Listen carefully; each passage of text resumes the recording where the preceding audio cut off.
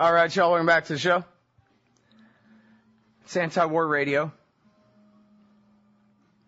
I'm Scott Horton, and I got Gareth Porter on the line. He writes for Interpress Service. He's the author of Perils of Dominance, about the Vietnam War. And you can find virtually everything he writes at original.antiwar.com/Porter. And but the article in question today is from truthout.org, truth-dash. Nice talking. Truth-out.org for Truth App. UN fact-finding mission says Israelis executed U.S. citizen Furkan Dogan. Welcome to the show, Gareth. Please correct my pronunciation of this poor young dead person. It is Furkan Dogan, as I understand it, in terms of the Turkish pronunciation. He's of course, of Turkish descent. As an American, probably Dogan is just fine. Okay. And so how was it that he was executed, and who says so? Well, this is a story that is based on the fact-finding mission report, the fact-finding mission of the United Nations High Commissioner on Human Rights. Now, this is a report that came out a few weeks ago, and really the bigger picture story is that the news media blacked out the fact that Furkan Dogan, an American citizen, 19-year-old, his father is a Turkish citizen, but he was born in the United States and is not a Turkish citizen, has no dual citizenship. He's purely U.S. citizen, was murdered on board the Mavi Marmara in execution style. That is to say, he was lying on the deck of this ship, a part of the Gaza flotilla, trying to get humanitarian goods to the population of Gaza and politically to break the siege of Gaza. He was lying on the deck, having been severely wounded, probably bleeding to death from 4 wounds, one to the head, one to the back, one to the leg, and one to the foot.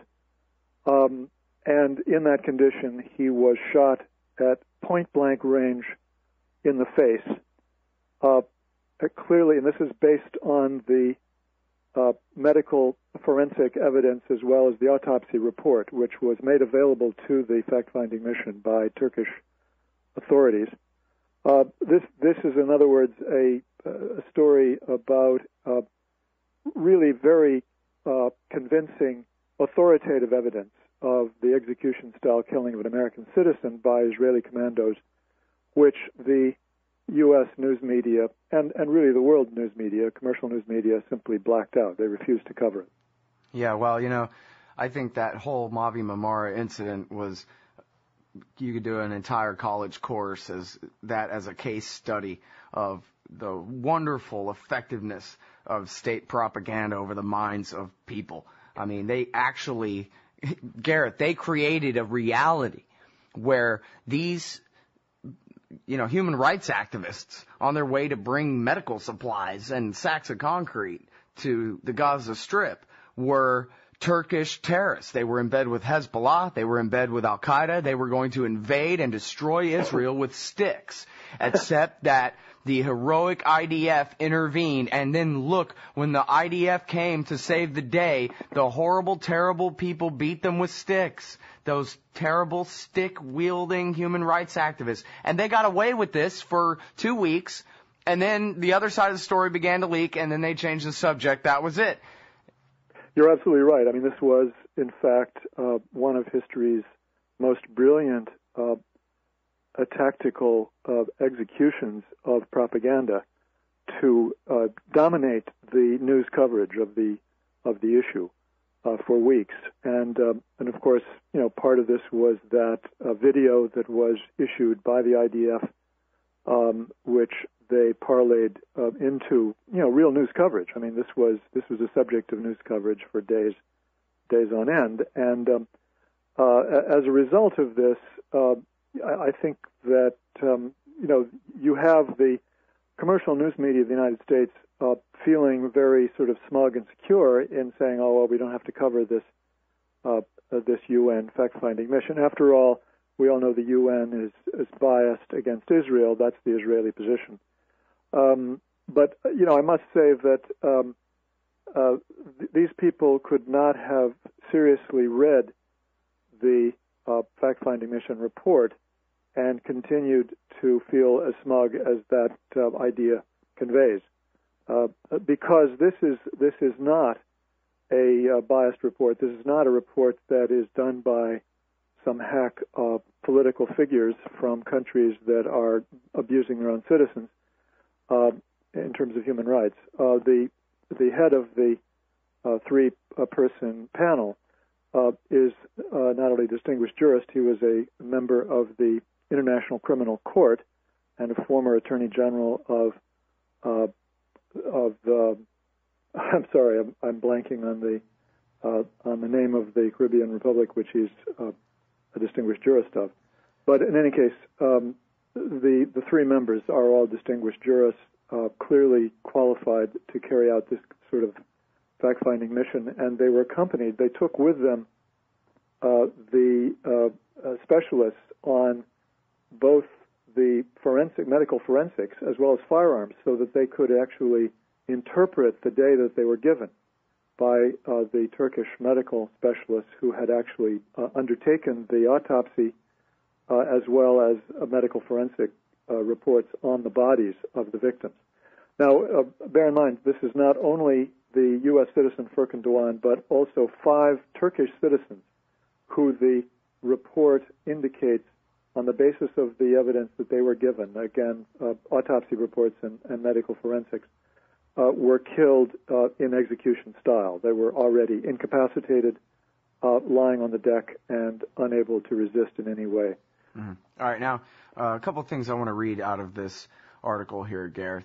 The fact-finding mission, you write, was chaired by Judge Carl T. Hudson Phillips, QC, retired judge of the International Criminal Court and former Attorney General of Trinidad and Tobago. Yes, I'm sorry. I apologize to Trinidad and Tobago for forgetting. And included Sir Desmond de Silva, QC, of the United Kingdom, former Chief Prosecutor of the United Nations-backed Special Court for Sierra Leone, and Miss Mary Shanti Diriam of Malaysia, founding member of the Board of Directors of the International Women's Rights Action Watch Asia Pacific. So, in other words, this is not the Syrians and the Libyans and the Iranians got to chair some UN panel and level some false accusations. Exactly, These are all that, and that's an important point. I wanted to get that footnote out there. And then I'm rewinding back up to the top of the article here, where you quote directly from the report here. The report says Dogan had apparently been, quote, lying on the deck in a conscious or semi-conscious state for some time, end quote, before being shot in his face. The forensic evidence that establishes that fact is, quote, tattooing around the wound in his face, end quote there, indicating that the shot was, quote, delivered at point-blank range. The report describes the forensic evidence as showing that, quote, the trajectory of the wound from bottom to top, together with a vital abrasion to the left shoulder that could be consistent with the bullet exit point, is compatible with the shot being received while he was lying on the ground on his back. And this is a 19-year-old American citizen in international waters armed with a video camera. That's right. He was, according to a number of witnesses on board the Mavi Marmara, he was, in fact, videotaping with a handheld small video camera on the top deck when he was hit, obviously from above, by fire from the helicopter, and obviously at that point then seriously wounded. He was hit in the back of the head by the shot from the helicopter from above. Now, this of course brings us to an important point, which I guess we'll have to deal with in the next segment, about the sequence of events. Yeah. Between the Israelis and the Mavi Marmara crew. All right. Gareth Porter. The article is at truth-out.org. Fact-finding mission says Israelis executed U.S. citizen Furkan Dogan. All right, y'all. Welcome back to the show. It's Antiwar Radio. I'm Scott Horton. We're at antiwar.com/radio.